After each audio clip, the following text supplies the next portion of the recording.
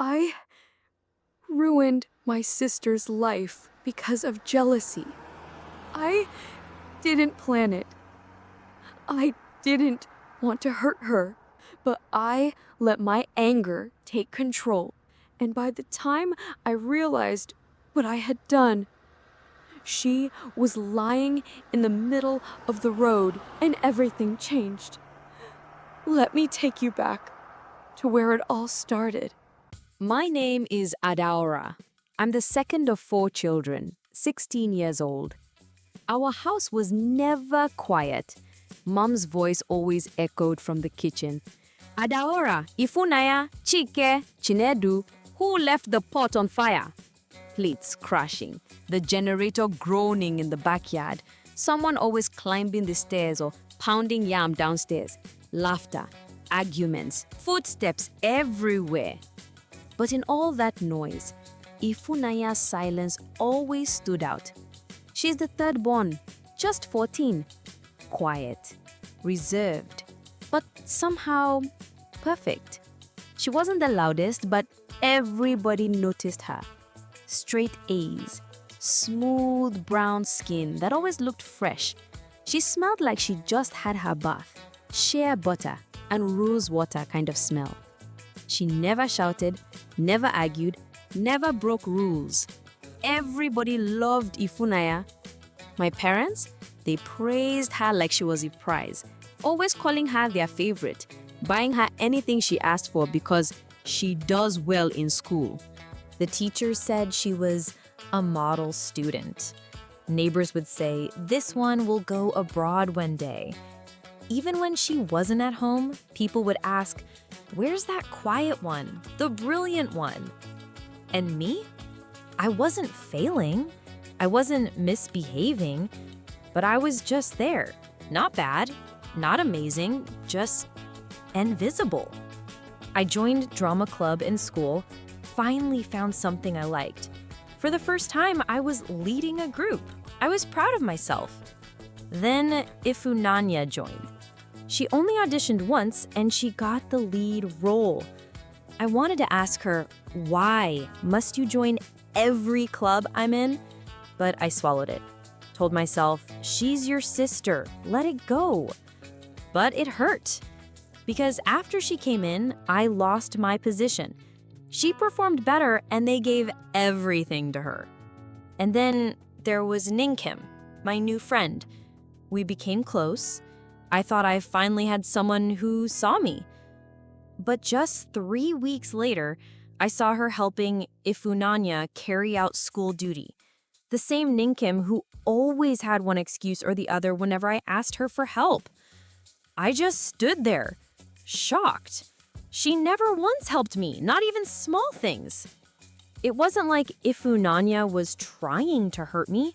She didn't rub it in. She didn't show off. She was just better. And somehow the world noticed her. And the worst part? Nobody, not even my own family, noticed how much it was breaking me. This feeling didn't just start overnight. It had been building up for years. On the outside, I smiled. I clapped for Ifunanya. I let things go. But inside, I was slowly dying. Should I say I was jealous? I don't think so. I mean, she's my sister. But the truth is, my parents made everything worse. They compared me to her at every chance. And no matter what I did, it was never enough. I tried to be the responsible one, the Ada, the second child. I cleaned, I cooked, I even gave up things for my siblings, but it was like they were all blind to my efforts. Then came that party. It was organized by a girl in my class, Charity. We all knew Charity as the party girl, loud, pretty, rich. Her parents were the big people kind, always throwing parties, even for small things. I was in SS3B, same class as Charity. That day, I was chatting with Ninkem during break time. We were talking about what to wear for the party, laughing about shoes and makeup. Then she said something that completely shook me. By the way, I heard your crush Theo will be there. And guess what? He invited your sister, Ifunanya. I froze. I thought I didn't hear her well. Wait, did you say my sister? Yes, now. She told Chidera during music class. Theo invited her himself. I laughed small, but it wasn't real. Maybe it's another girl that bears Ifunanya. But inside, I was burning. I started asking myself, why would Theo, my crush, invite my younger sister to a party? Since when were they even talking? Were they close? Friends? Something more? I had mentioned to Ifunanya so many times that I liked Theo. She always nodded or smiled. She never said they were friends. And Theo? He was an SS3A, the same level as me, just a different class. How could this be happening? I didn't even wait for the school day to finish. After closing bell, I grabbed my bag and rushed out of school. I didn't care to wait for NChem or even greet anybody. I knew Ifunanya would already be home. She always got home before any of us. As soon as I entered the house, I went straight to the room we shared. There she was, sitting on the bed, reading like nothing was wrong. "Ifunanya," I said, breathing hard, "you just enjoy taking everything from me, don't you?" She looked up, confused. "What are you talking about?" "Theo, I know I like him. I've told you that many times. Yet you didn't say anything about being close to him. You didn't even tell me he invited you." She dropped her book slowly. Adora, I didn't." But I didn't let her finish. I wasn't ready to hear any explanation. I wasn't ready for her soft voice or calm face. I was already drowning in pain. So I did something I still regret. I pushed her. Not too hard, but hard enough to shake her. Hard enough for her to feel the bitterness I'd been carrying inside. And then I left. Walked straight out of the house, out of the compound. I didn't even know where I was going. I just needed air.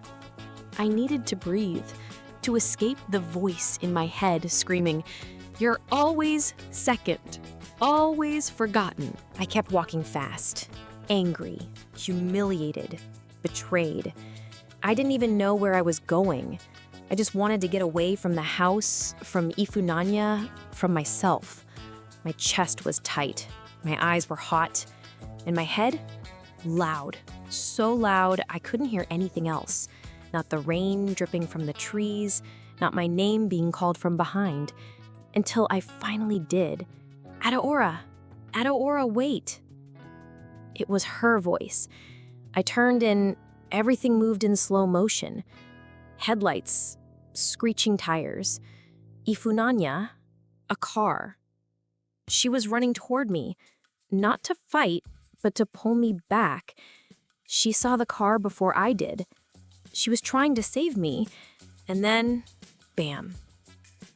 The car hit her like a thunderclap. Her body flew and slammed onto the wet, tarred road. I stood frozen. For a moment, the world went silent. No cars, no wind, no breath. Then I saw the blood, and I screamed, "Ifunanya!" Her arms lay twisted. Her leg was bent in a way no leg should be. People started gathering. Someone shouted, "Call an ambulance!" But me, I dropped to the floor crying like a baby. Right there on the wet road, I knew my life would never be the same again. The hospital was cold. Not just the air, the feeling too. Everything felt far away, like I was inside a bad dream. I sat in the waiting room, my clothes still wet from the rain, my hands shaking. People walked past me, but I didn't notice their faces. I could still see her body flying in the air, still hear that sound, like something breaking. Mom and Dad came rushing in, screaming her name. They looked at me, but not the way parents look at a child. This time it was different. Mom dropped to her knees. Dad kept pacing. Nobody said a word to me. They rushed her in. The doctors and nurses didn't even let us near the door. I just sat there, staring at the floor, wishing time could rewind. Just a few hours back to when I hadn't pushed her, back to when I didn't walk out that gate. They said she was unconscious. Her head had taken a hit, her back too. The doctor came out hours later with a serious look. He said, "We're doing everything we can, but her spinal cord is affected." Spinal cord. Those two words? They hit harder than anything I had ever felt. "There's a chance," he continued, "that she may never walk again." My mom broke down, holding her wrapper, crying loud. Dad leaned on the wall like his legs would fail him. But me? I couldn't even cry. Not because I didn't want to, but because I felt like I didn't deserve to. All I kept thinking was, "This is your fault, Adara. You pushed her. You left in anger. It wasn't the car, it was you." I wished I could disappear. I wished I could trade places with her. That night, I didn't sleep. I sat in the hospital hallway, staring at the closed door of her room, asking God one question. Did I just destroy my sister's life? If Ananya didn't speak to me for 3 months, not one word, she would just sit near the window in our room, staring outside like the world had moved on without her. And maybe it had. I tried everything. I apologized every single day, sometimes with tears, sometimes with silence. But she never replied. She didn't shout. She didn't insult me. She just acted like I wasn't even there. And that was worse than any punishment. I cried in secret. I cried in the bathroom. I cried while washing plates. I cried so much, my pillow was always damp. I wasn't just hurt, I was broken. I couldn't forgive myself. Because how do you forgive yourself when you turn your own sister into your enemy? The person I grew up with, laughed with, shared clothes with. I saw her as a rival when all she ever wanted was peace. That day, I entered the room like I usually did. I went straight to her side, dropped on my knees beside her bed, tears again. My heart was tired, my voice shaking. "Ifonanya, I'm leaving the house," I whispered. "Maybe it's best I go far. I don't think you'll ever forgive me or even want to talk to me again." I waited for silence, like always. But this time, she spoke. "You don't need to do that," she said softly. My eyes widened. "I've already forgiven you, Adara," she continued. "That day, I ran after you because I wanted to explain. You weren't supposed to find out I was coming to the party. I only agreed to go because I planned to introduce you to Tio. I knew you liked him. You're my sister. I would never hurt you on purpose." That moment broke me all over again. She had been protecting me the whole time. And I had been tearing us apart. I sobbed so hard. I couldn't breathe. "I don't deserve your forgiveness," I said. "I don't know if I'll ever forgive myself." She held my hand for the first time in months. And right there, we cried. It's been 2 years. I've graduated from secondary school. Now I'm in the university, studying psychology. Funny, right? The same girl who once let jealousy control her now helps other teens understand their emotions. I joined a youth counseling group. I help young people who are going through family issues just like I did. And I tell our story, not for pity, not for attention, but because jealousy doesn't always shout.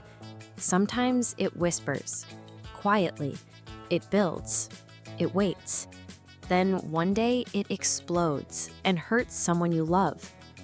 Ifunyanya still can't walk, but she's strong.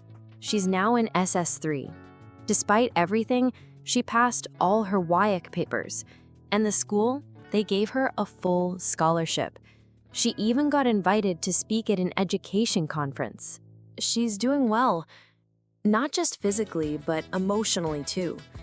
She paints, she reads to children, she smiles more. And me? I'm still learning. Learning to forgive myself. Learning to be a better sister. Learning that love isn't loud, but it's powerful. Ifunanya's accident changed both our lives, but in a strange way, it also brought us back together.